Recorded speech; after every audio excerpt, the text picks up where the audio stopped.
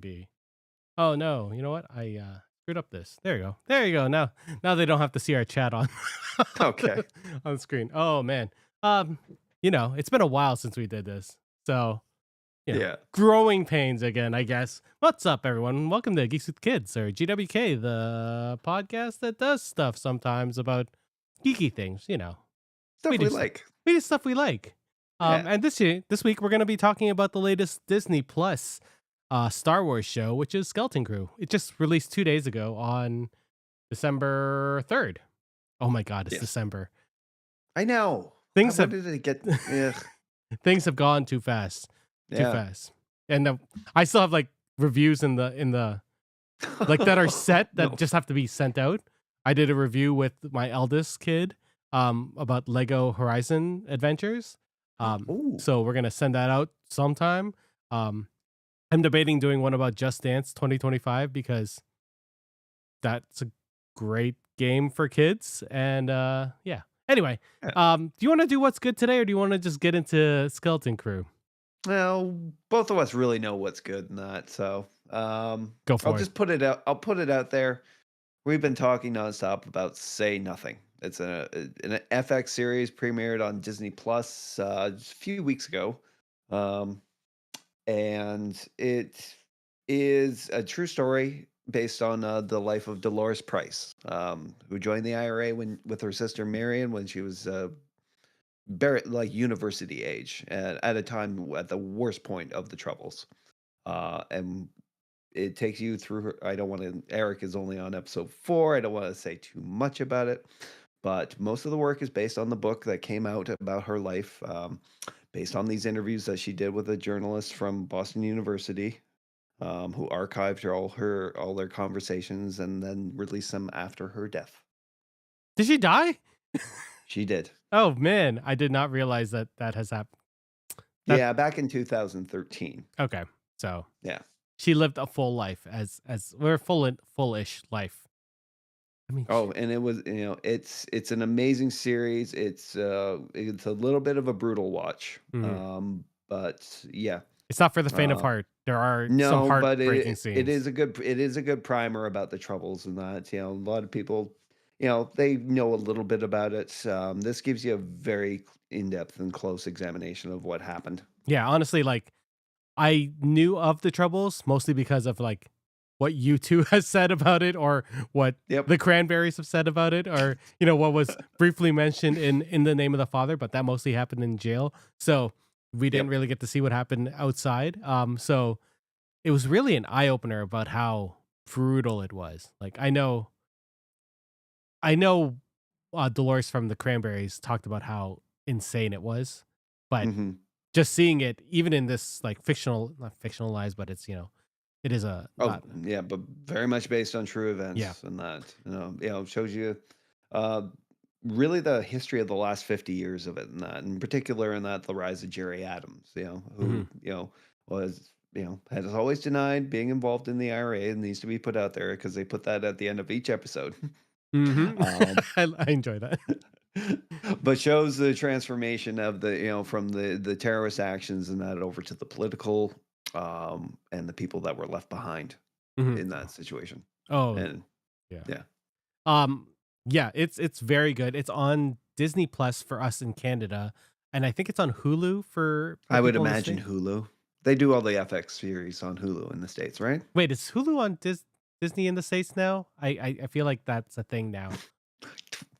I don't know. We had this conversation about US streaming services and how confusing it is. Like it's confusing in Canada because we have it on different services.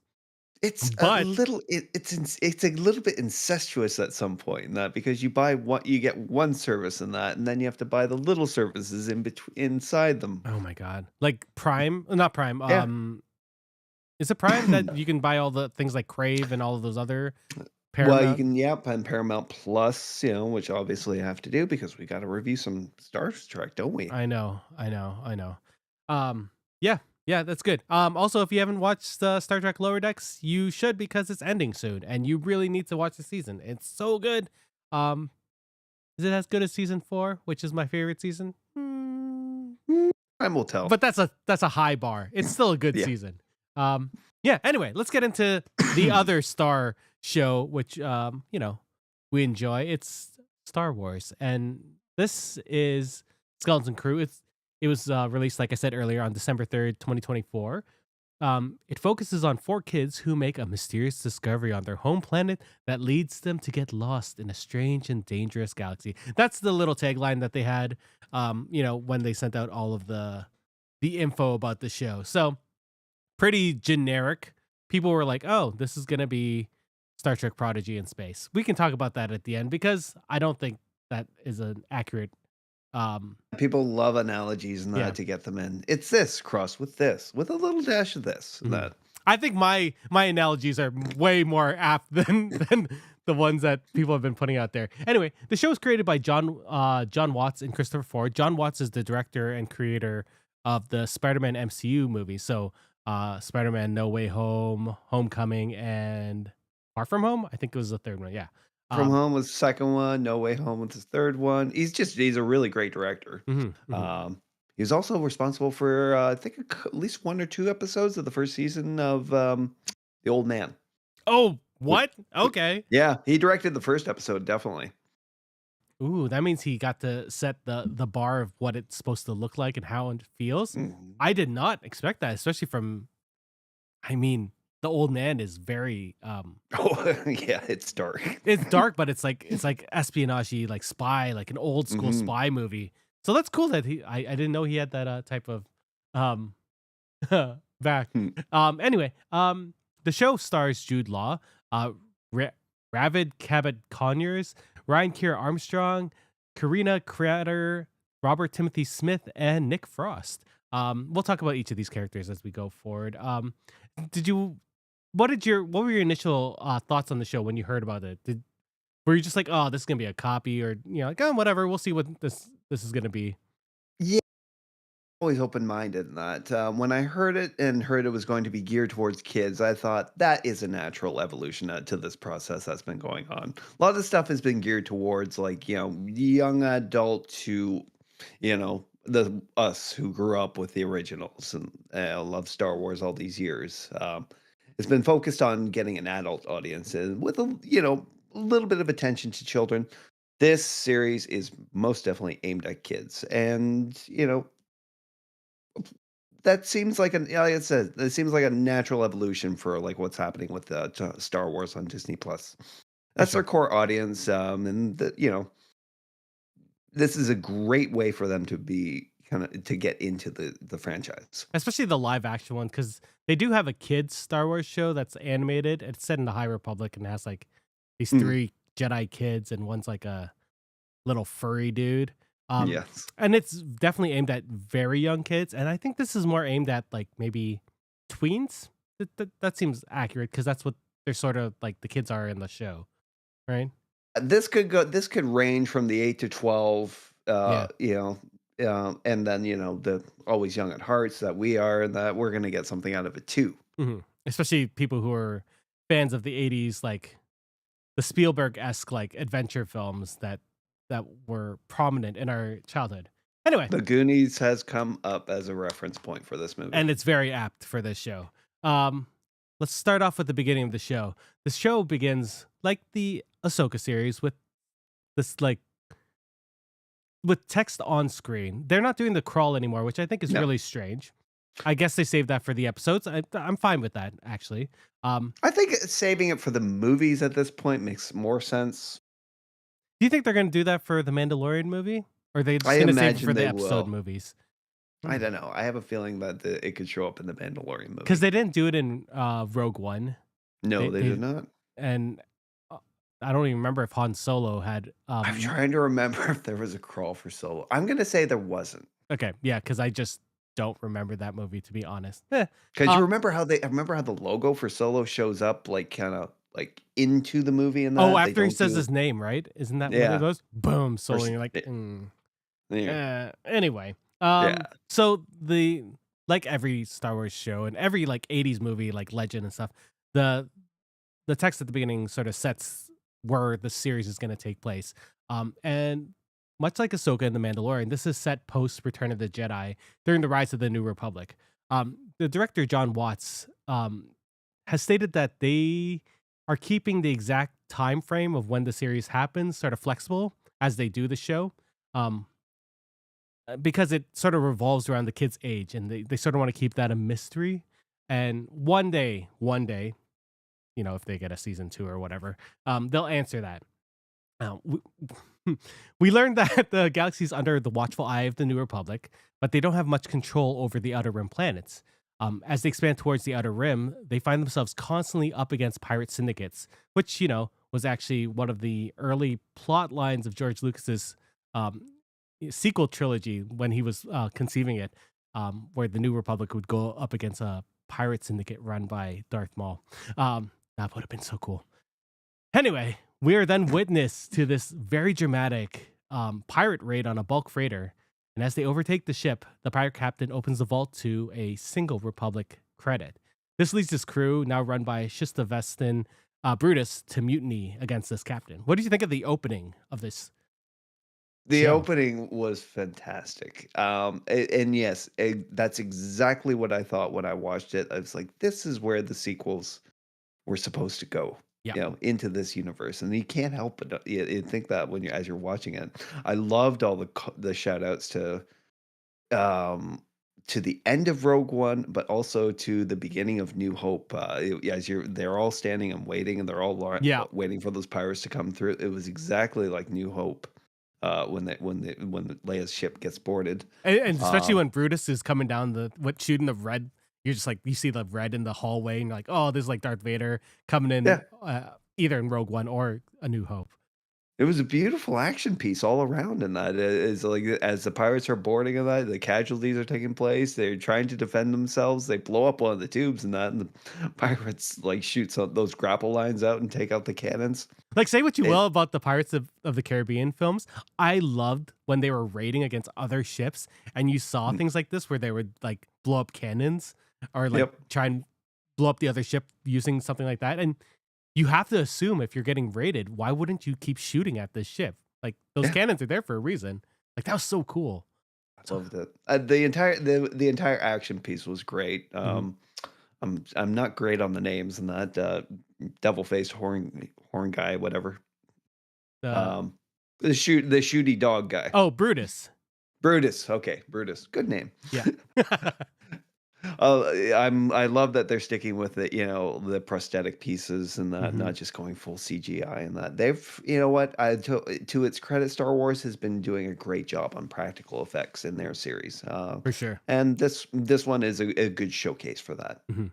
The second Yeah. episode has some really cool puppet work.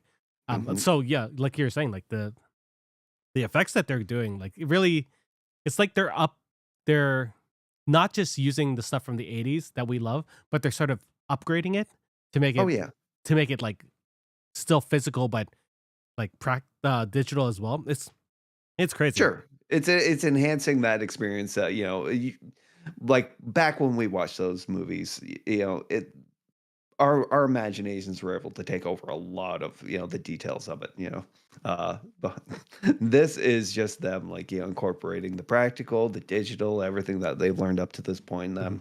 and everything television and movies has kind of transformed to at this point, and then I think incorporating it for the best. I yeah.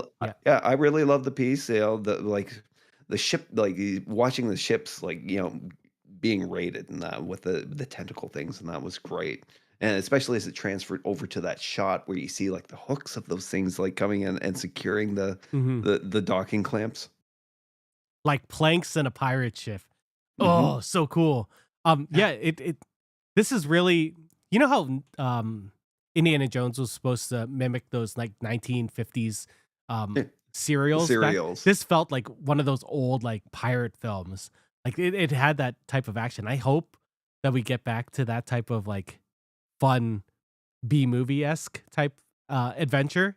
Um, I don't think that we're going to. I know we're definitely getting a different feel by the end of the episode and by the end of the second episode. So, um, I love this. I love the sequence, and it really set the bar high into the show, which sort of Mhm. went up and down for me as I watched it. But if they keep doing action sequences like this, I'll be set. John Watts, great like action director. We then Absolutely. we then move um to Wim, who's this little, curious and adventurous young boy living on a quiet planet called At Adin. Um, Wim dreams of adventure and excitement, sort of, like Luke. And he's reading all these Jedi tales as he's like going throughout his day on his little tablet. He actually plays lightsabers with his friend Neil, which is super cute, and he's totally like a mirror of us as we were kids, like listening to Star Wars and dreaming about being a Jedi and doing all of that. One morning, he actually misses his transport to school, and Wim takes this detour through a ravine that he saw, two other classmates take earlier that day, and he makes this astonishing discovery: something buried underneath um, rubble, which he believes is an ancient Jedi temple.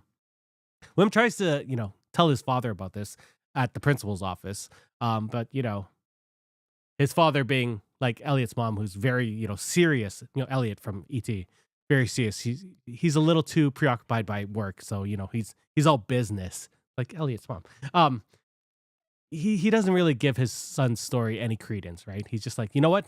Stop it. You gotta grow up. You gotta study for this test. It's very important for you tomorrow. So obviously he goes to his best friend Neil, and he's like, "Let's steal your dad's tools, and let's go off and see if this is the temple." What do you think of our main hero, Wim? He's main hero. He's one of the four. Yeah, Wim and but Neil. definitely, like, yeah, you're right. He is our eyes through it, right? He is us as kids, playing with his little action figures and on his bed, like before school. This is where this is where like the interesting thing about this series comes into play because we're we like watching New Hope. Luke is our hero in that, but Luke is a very different kind of breed than like Wim in that. Luke lives in these very harsh conditions and that Yeah, moisture farming, like he dreams of going tra- off to something way better than what he's in. yeah, Right. scrapping, dealing with Jawas and that. And then like as we see Wim, he lives a very suburban lifestyle, Hmm. very kind of upper modern, upper middle class, Yeah, for you sure. know, yeah. And but we see him in school and we get a little bit of a dark impression about what's happening in the society and that. It's Hmm. not it's very middle class, but like as they tell the kids directly in that these little not like 10, 9-year-olds in that this next test that they take, their aptitude test, is going to determine the rest of their lives. And then Hmm. it's a pretty heavy thing to lay on a kid at that point, I would say. Yeah, I feel like there was a outer limits episode where they had this thing where you take this aptitude test and that's you for the rest of your life, and then they found out that that was all feeding one big machine, and that's what this feels like. It feels like an outer limits, like a little nod to an outer limits thing that we'll probably find out later in the series. Um, Yeah. but it's all Like towards they're what was the great? It was called the great something. the great work as explained to them by, I guess she's the principal, The Farah? the under secretary actually, Undersecretary which Farah. we don't. That's not the principal. That's just another government job. So Yeah. who knows? Um, Played by Carrie Condon, great actress, Fantastic. Friday from the MCU movies, from Rome and Better Call Saul, and, Banshees of Inisherin. Oh yeah, oh, that's a Yeah. great film. Um, Yeah. we the I didn't I skipped this, and we can talk about them. But KB and Fern were the two Mhm. that Wim saw scoot off on another one on like Yeah. on that little shortcut, and we find out that Fern is actually the daughter of the undersecretary, and she's sort of fucking around with Wim when they're at the principal's office. She's like, you know what?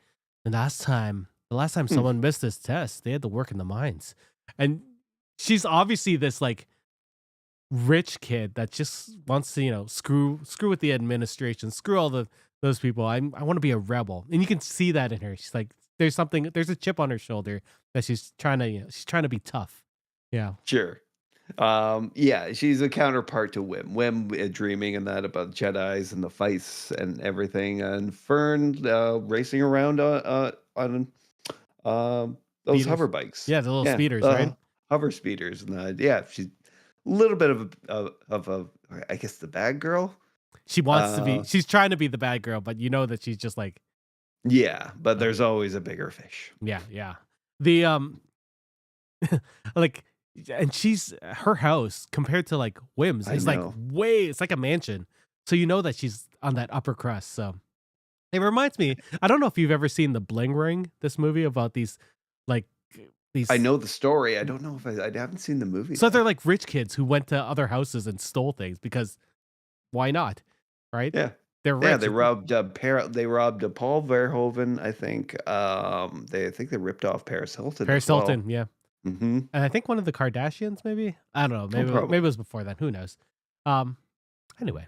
Um, where did I stop? So, as Neil and Wim reach the temple, or the temple, I'm gonna air quote that, they realize The that entrance, the yeah. entrance, they realize that someone else has been there, and they find out that the two classmates that we had talked previously, KB and Fern, were there as well. They decide, you know, um, like kids do, they fight about who gets to open the door. It's very We learned that Fern is mostly doing the modifications on her speeder bike mhm. herself, and that, and runs out of a certain part, and that. And we also learned that most of the scrap yards available to them have already been picked over, and that. And, For also, motivators, right?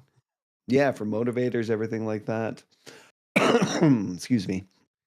And KB's she yeah. thinks, Yeah, yep, sorry, no, go and for it. she thinks this is it, that there's a score in there to be had. So For sure, like, the scrapping to be done, right? KB, her friend, is really cool too. She has this, like, Geordie visor from, Star Trek.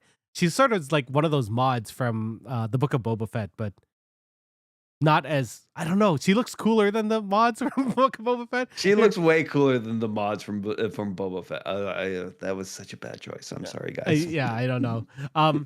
So they had this whole cute little argument like no, we go first, we're keepsies or something like that, like Yep, schoolyard playing, and they claimsies claim or sees. something. I Anyway, don't they know. eventually agree to work together through these claimsies, and they bust into this chamber. KB actually hacks into it, which is really cool.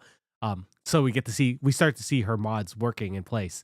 And as they go and explore these tunnels, not tunnels, but hallways, they notice that things are run down. They need to bring power back, and through some '80s esque um hijinks, sort of like the Goonies or the Explorers.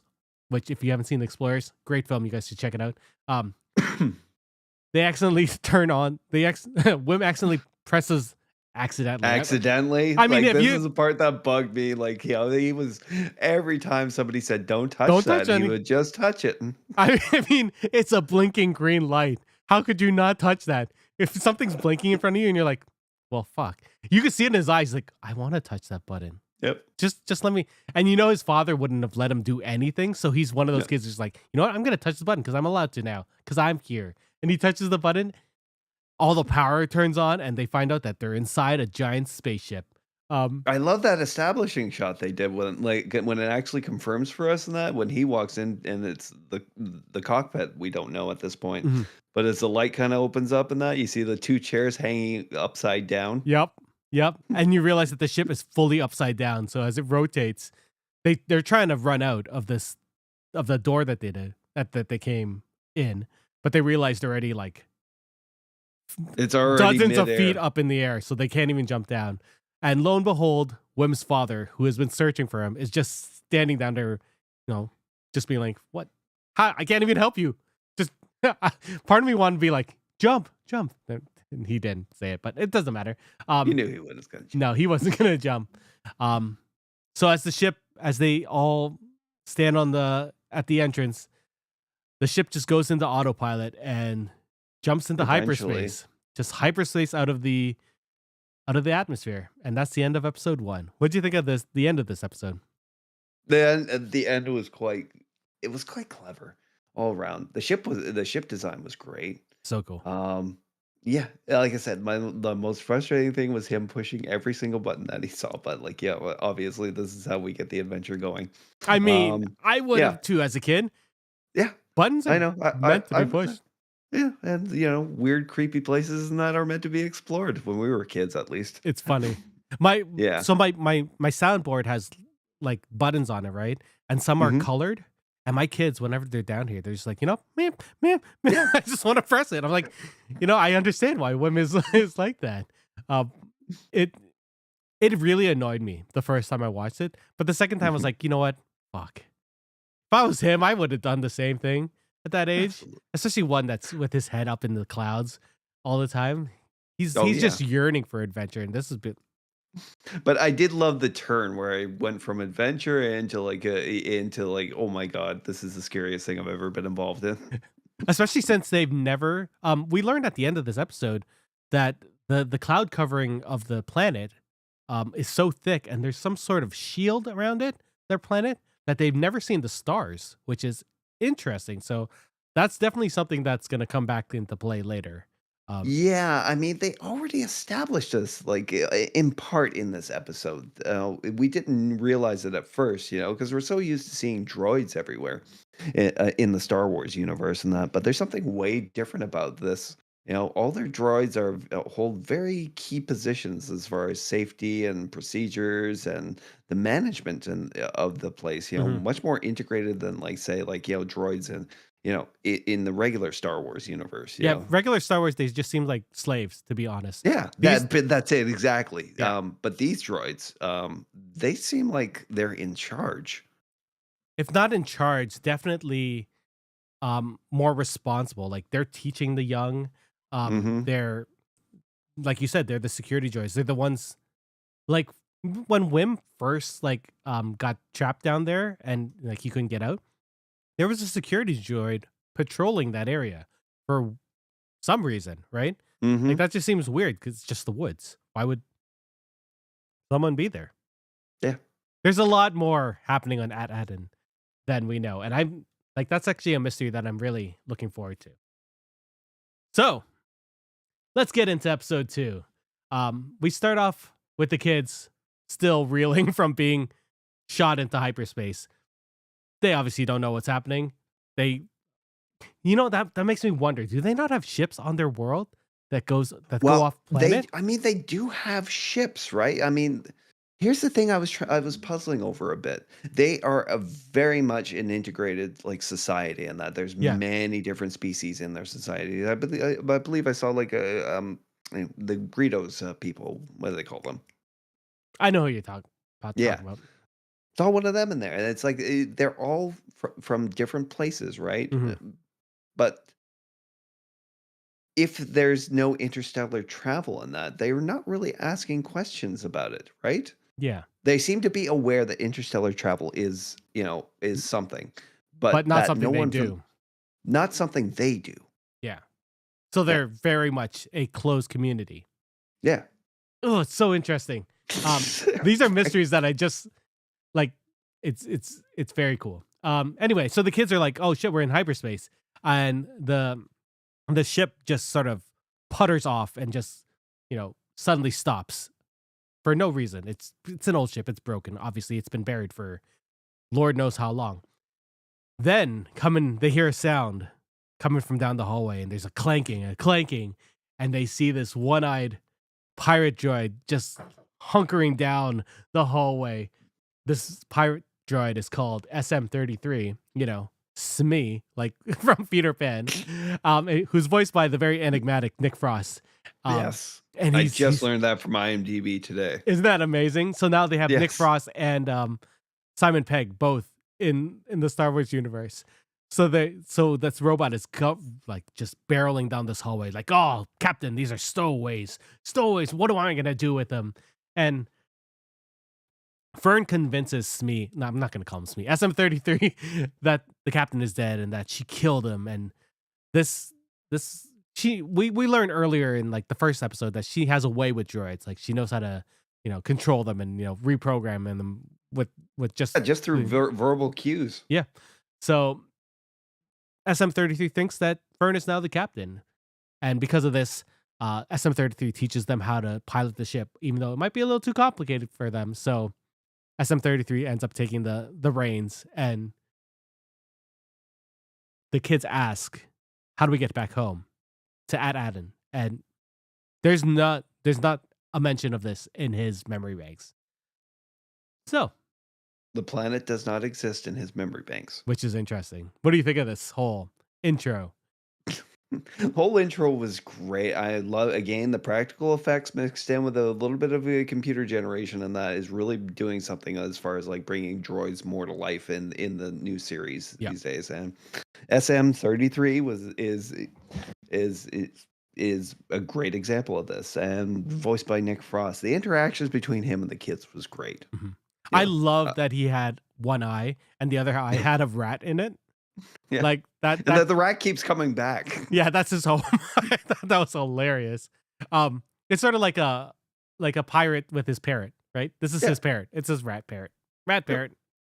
yep. So good. It's very intriguing that they have no that he has no record of Ad in his memory banks. Like that was a very interesting thing because that makes you wonder, like, how old is this robot, or when is like what more of Yeah, this like? and what Fine. and again, like, it adds to the mystery. What happened in that? That ship was basically buried for possibly years, Definitely from years what we because we do end up seeing skeletons there, right? yeah. So, And at some point that, the SME must have, been disabled in that as the ship crashed. well, yeah, Um, he had his hand on some sort of lever, right? So he was doing mhm, something. We don't know what. yeah, Yeah. yeah. Um, But the fact that he has no memory of the crash or what happened before is interesting as well. yeah, yeah. I wonder if that was wiped by the captain. I wonder if we were gonna meet this captain. Maybe. I'm not sure. It is it is an interesting possibility, especially if that captain is actually on the planet, or maybe that ship is part of the reason that that planet is how it is. These are all theories that are possible. As I'm just throwing this out there. Um, SM33 suggests to the kids that they should go somewhere and repair the ship, especially since they don't know where their planet is. And he's like, point to the which star this is, and they're like, I don't know. So they decide to go to this Port Borgo, and they assume that they can, get repairs. SM33 will do the repairs as they go around and ask for some help. So they head to this spaceport, and it's so A amazing. hive of scum and villainy. It's amazing. Like it's set in this asteroid, so it is definitely a pirate den. And as the ship enters, you see all these cannons like lining the parking area of all these ships. We actually see that the big ship from the first episode just parked there, so you know that those pirates are sitting there waiting.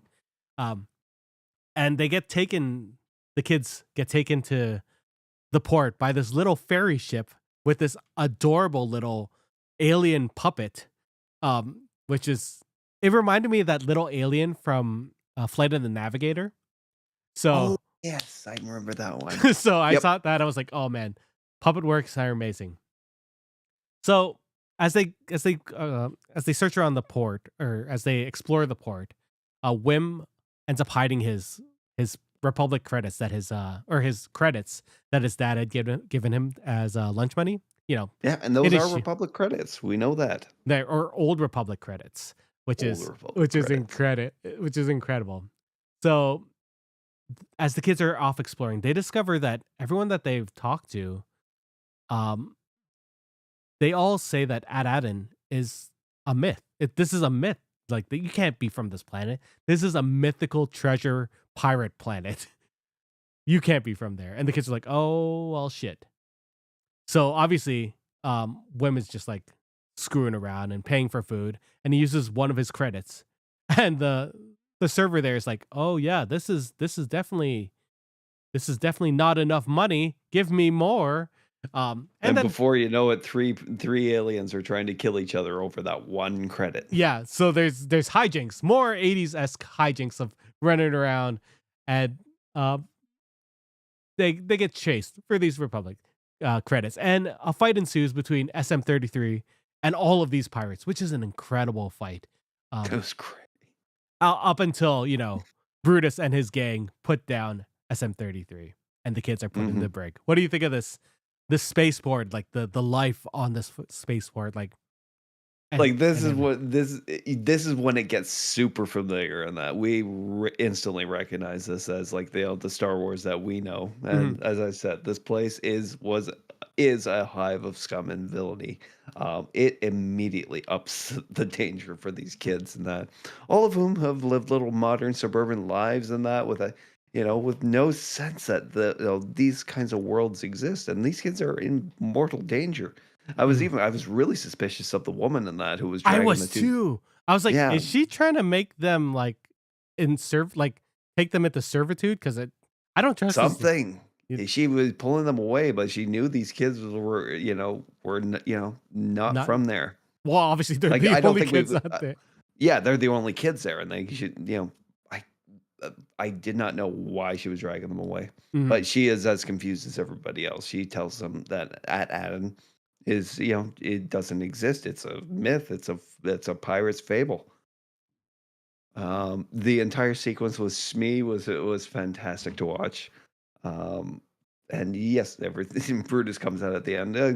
Those pirates at the beginning, show up here. Mhm. It connects the intro to this. Um, yeah. I mean, it's It also was it was very much the best action of this episode, and like you know, it continues the fun. This is a very fun show. It definitely calls back to all those old movies like Goonies and that, mhm. running away from adults, and especially criminals. The Oh, yeah. Fratellis. That Remember that the that's what it reminded me about, is the Fratelli running away sequence. Um, I also like that we get to see more of, I don't know the name of this pirate, but it's the one played by Jaleel White, who's Urkel, right? Oh my god, really? Yeah, the one with the head thing. Oh, that's oh I just my blew Hawk's god. mind that Urkel's a Wow. space pirate on this. He's the one that Today. notices the kids, and he ends up getting Brutus and everyone, right? Yeah. So, Yeah. Yeah, he's the one with the mods. yeah. So, it's cool seeing Urkel in space, being a badass pirate. Um, I love that SM-33 looks practical, right? He looks like a full-size puppet. Mhm. And I like that his arms sort of, like, protrude, like they're like, those, uh, rock those Yeah, boxing Rock'em Sock'em rock yeah, Robots. rock and soul. Yep. He reminded me of that. And then he has a That's shield and that was heating up yes, because it 2 shields. was there 2? I didn't notice. He had one on each arm and that. He would just, alternate between them and that to take the blaster fire and that. You could see, like, the pads heating up, but Yeah, it I was love ultra. that. I love that Yeah. it was heating up so that he could burn, like, Yeah. that other pirate. Oh, it was such a good fight. Good choreographed fight. And then the kids, obviously they get, thrown into the brig as most pirate movies happen. Like, the heroes eventually end up in the brig, and they have this cute little sequence of them, like, at the bars, and you can see the key just out of reach. Like in Pirates of the Caribbean, the ride when they're like, "Come on, doggy, give me the Yep. key." Yep. So I was sitting there laughing. I was like, Sending "Oh out my, the little rat from the guy's head out to try and get the key at yeah, first. nothing." Excuse So, me. and that's when the kids like they start conferring in their and KB, or is that what's her name? KM? KD is the one with KB. with the mods. KB is like, how are we gonna get home to Adam? Like, no one here believes us. They all think it's a myth. And that's when a mysterious figure comes out of the shadows and is like, "I'll help you out," in a very creepy manner. And they're like, "Okay, why would you help us?" He's like, I need to get off this port, right? And you're the only way I can get off of here." And he ends up using the force to pull the key. You can see like the little nail that the key's on bend too. So he pulls Mhm. the key towards him, and Wim, wide eyes, like, "Holy shit, you're a Jedi!" And that's how the second episode ends. That Jedi is played by Jude Law. Jude Law. Oh, man. What'd you think of I this little I end sequence? I love the end sequence, especially his line and that about how the distance between us and that key is an illusion. Oh, and That then does it? You could tell that well, that's something that Yoda would say too, right? Some bullshit that absolutely. Yoda will say. We didn't know what to make of this character. Yeah, all it like kind of ensconced in the shadows and that Mhm. when he first speaks, and it's like it's a typical exchange in that you have a ship, I need a ride, I can help get you out of here, and that it was brilliantly done. And the ankle bracelets. What? Yeah. Yeah, why would they do that? Like, Why would they need the yeah? And then you realize, can you he imagine Wim at this point and that it's just basically first trip out into the galaxy and that, and it confirms all his fantasies and dreams and suspicions. The exactly. Jedi are real. And it's funny because the Jedis in his book were all like old Jedis, right? They Hmm. weren't about Luke Skywalker, and these are stories that would have been lost during during post Clone Wars to A New Hope, right? The Because Empire and that, the it's like Empire the would have. Empire very much wanted to erase the history of the Jedis at this point, and yet here's a child reading a book in that about, as if he's reading about King Arthur. Yeah. So that's interesting that he has that knowledge. Although, most kids would have been like Luke didn't even know what the Force was, right? Like he's Mhm. just like, what the fuck is that? And, Um, like, look at Rey in The Force Awakens and that, it's like, they were stunned to hear that Luke Skywalker, the Force, and everything were actually real. mhm, mhm. Oh, it's so much. I like that this era of Disney Star Wars is like bridging the gap between the original series and the sequels trilogy, and they're doing a really good job. At least for me, they're doing like a fairly good job. Mhm. I'm also intrigued by Jude Law's character. We get very little from him, but I am going to just throw this out there and assume that he's the pirate captain at the beginning of the episode 1 that gets mutinied. Thought that too.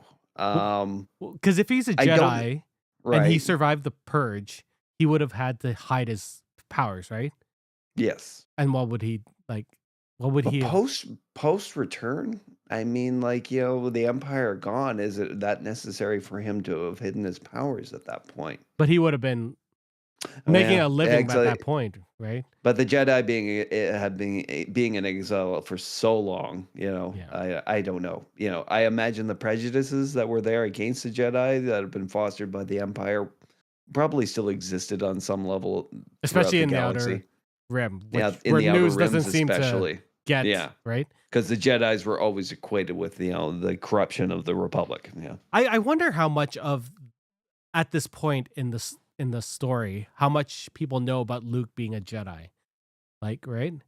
Like I don't I don't imagine that it is very well known. It's like it's probably like some stories in that about a resistance leader in that who is a force user. like ghost stories type of thing Yeah, where people are like, yeah, I don't think that's real. Like you said earlier, Ray thought he was a myth. yeah, So that's interesting. Oh, yeah, the show and brings up and so many. and also take into account Darth Vader. It's like had erased the history of the Skywalkers at that point, right? Yeah, fair, Yeah. fair. I'm intrigued by this character who I can't even remember his name. His name is gonna be Jod Na Wood. Oh God, those Star Wars names, man. So we're at the end of episode 2. Like it definitely sets up more adventures with these kids. They got to break out, which I can't wait to see next week.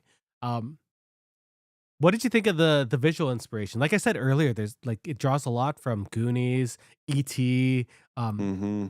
the Explorers, like the kids just getting into hijinks and like going off and doing a oh, there's a person in our chat that says they don't think he's a Jedi. Hmm, that's He's a interesting. force user. That's Might true. not be a might not necessarily be a Jedi in that, but To be then fair, again, Ahsoka's he not a Jedi, right? yeah, but he is trained. So where did he get his training? Hmm. I'm intrigued by this. What do you think of the aesthetic feel that John Watts is pulling from? Not just the '80s esque stuff, but also like I said earlier, the pirate like the '50s serials that seem to be like Sure. even the fight that SM-33 did. It felt like an old school like swashbuckling fight, right? Like Yeah. everything was when he punched that one guy up into the ceiling. I died. That was so funny. It's those little comedic bits and mix in with a little bit of harsher bits in that, like you mentioned about the burning the guy's face in that. It's like that gets for even for Star Wars, that's a little bit darker in that in a kid show. It's so funny. Mhm. Yeah, there's so much going on in that. It's like there does seem to be there does have a feel of the traditional like kind of Star Wars camera angles in certain scenes and that, but definitely has taken a lot more liberties. You can see a lot more of his style, the style that he brought to like, No Way Home is definitely here. Those amazing superhero kind of action sequences. Mhm. He's great at doing those. He's very well established, and it's like he brings it here. I And Yeah, he definitely brings his style. I think there are some limits to the volume, like any of the Disney Plus shows have shown us already. But I think he's working well with it enough that I don't notice it all the time. I notice it when mm, people are running because you can't really run that far on the yeah, volume. But like the fight sequence I thought was really well done in that space, yeah. especially with a puppet.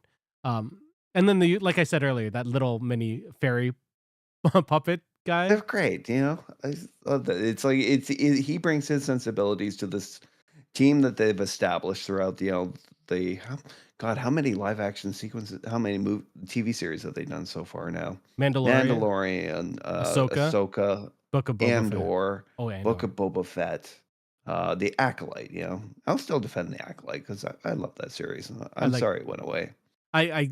Manny Jacinto recently was talking about how he knows more about the Darth Plagueis stuff that they're gonna introduce in season 2, but he Mhm. won't tell us in the hopes that they, release Yeah. that or they make more. Oh, that yeah, man. But, no, I think this is whatever we were talking about. It's so far everything it has been just a big feather in the cap to the series.